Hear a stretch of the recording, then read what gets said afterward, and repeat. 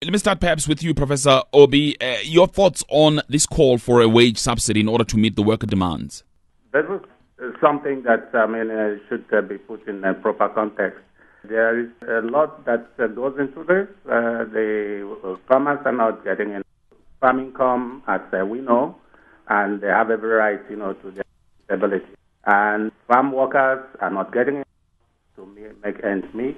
So there has to be some way that, and both desirable, to be achieved, that we have farmers that are making money, which translates into improved revenues for the government, and also farmers who have improved livelihoods, which means the government, country has a well-nourished citizenry. So both are good, and that has to be paid for. So I think this should be on the debate. It should be considered. It's a debate that government should consider. Should be discussed. All right. Dr. Purchase is on the line now for me. Good morning again, Dr. Purchase. And your thoughts on this call for the subsidy? Do you think it should be on the table? Well, I think it is something that has been raised. It has also been raised from our side with Minister Rob Davies, for example. At the moment, there is no budget for that. That was explicitly told to us. But I think it is certainly something that we will have to investigate with government. All right. But what are the merits for the call, do you think, Dr. Purchase? The situation is pretty complex, and some of it has come out now, is that one can now increase, or government can increase the sectoral determination or the minimum wage, but it is so that certain farmers can afford it, but many farmers can't afford it. And so in those cases where you can't afford it, either farmers have to mechanize or they have to go out of business, and the result is that you retrench people. So it's a bit of a catch-22 situation. So if we can create a situation where we can provide better wages or a better minimum wage, but we can keep people in production and we can maintain those jobs and those job opportunities. I mean, that would be a win-win. But exactly how one would have to structure it would be very important, and that would take some negotiation. Right, and I'm going to come to Professor du Toit in a minute, but let me just follow up on this question about some farmers who can't afford. Because if you can't afford to pay decent salaries, then it means perhaps that your business model is not succeeding, that you are not a good business person. Then you must be allowed to close shop. Well, that is a moot question, and you must just remember that in agriculture, not all farm sizes are the same. Smaller farmers battle more. They don't have scale of economy. They're perhaps not resource strong enough to ride the ups and downs, both of weather phenomenon, the risks of weather and climate, but also the risks of producer prices being volatile. They might not have the reserves to be able to do that. So certainly, if you increase the minimum wage and people can't pay those wages, then they will have to close shop, or they'll have to go into other industries, or they'll have to downscale. But certainly there will be restructuring and changes. All right, Professor Andries du Toit, your thoughts then? Yeah. I think the issue that has been raised is very, very important, but I think rather than focus on a particular way of addressing the problem and in a way focusing very much on the position of should we or should we not have a wage subsidy, we should look at the underlying causes that's creating this problem. Mm-hmm. And the difficulty that we have here is that when farmers say they can't pay 150 rand a day, they are probably correct. But the reason is not to do with them having a poor business model, and that is because some of them are bad businessmen, they can't pay good wages. The problem is the squeeze that the sector as a whole is in. We're in a situation where the sector is very, very dependent on exports to foreign supermarkets, and supermarkets are extremely powerful and are able to exert their power in two ways. Firstly, by pushing prices down, and secondly, by also making farmers carry very large parts of the risk. And this is, in any case, posing a threat to the sustainability of the sector as a whole. And some research that's been done recently by Professor Stephanie Barrientos of Manchester University has looked at the value chain, who is making money in the fruit sector. And one of the alarming things that she highlighted in her report is that in every pound that the British consumer pays for South African table grapes, less than 20 cents comes to the farm.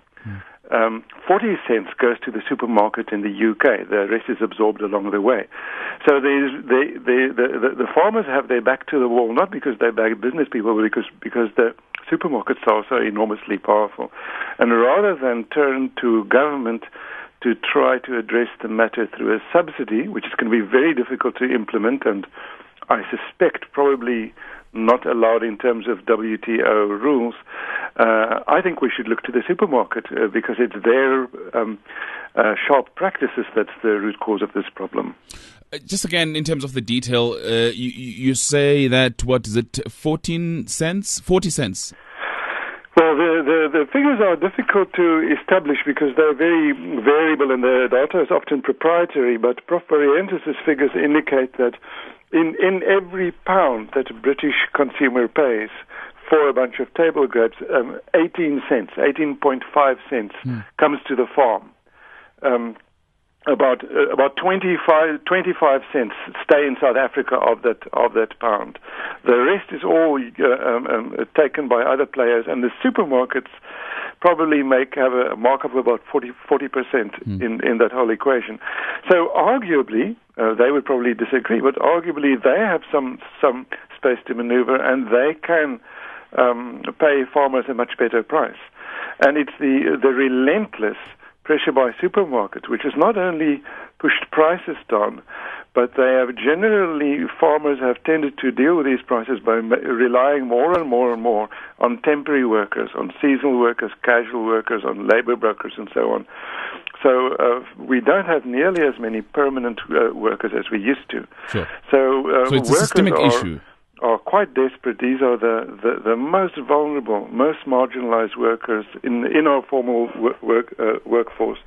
And they only really have a chance to make money during the growing season. The rest of the year, there isn't any very much picking work to be done in the farm.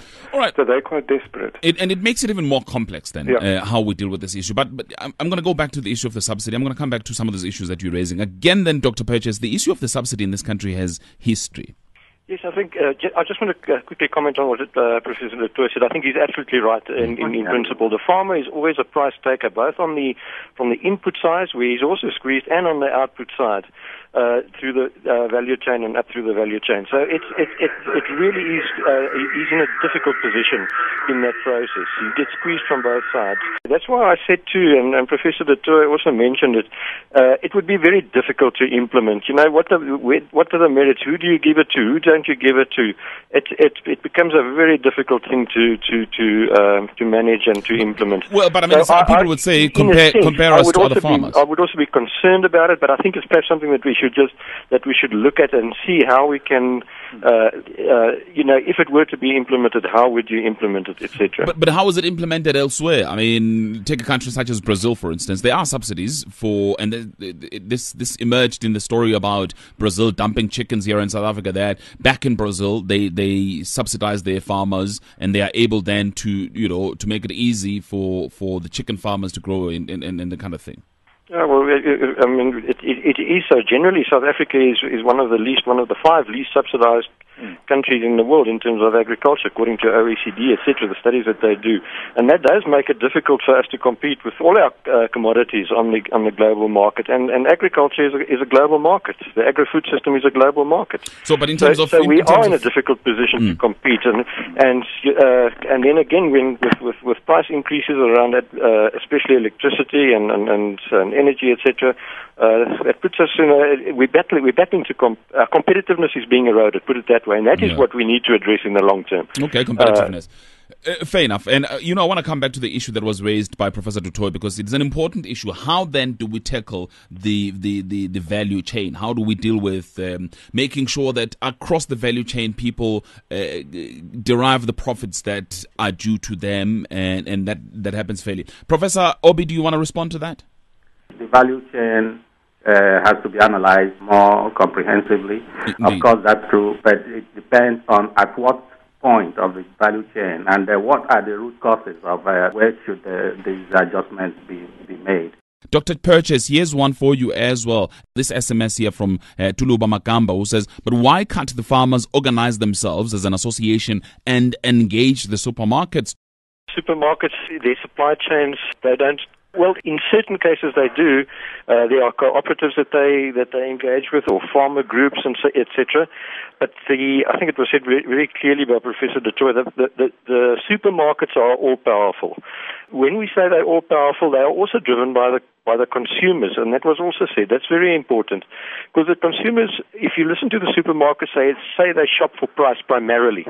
So the supermarkets are also competing with each other, trying to drive down prices. And that driving of getting the prices down then has a chain reaction all the way back down the value chain. And that's why the farmer gets squeezed. So it's the sellers, the farmers or the farmer groups don't necessarily have much power in selling. They are always price takers in this process. And you agree with that, Professor Du Toit? Yeah, Dr. Purchase is completely correct. This is very much a buyer's market. Farmers are expected to conform to very, very stringent quality standards and to agree to very tight processes of programming what they're going to plant and what they're going to export, when often on the basis of very contingent arrangements. And supermarkets reserve the right to simply walk away from a deal if for some reason it doesn't suit them, or if the fruit is not quite of the quality that they wanted. So this is not a situation where the sort of old strategy of forming a farmers' co-op and trying to sort of control the market in that way is going to work.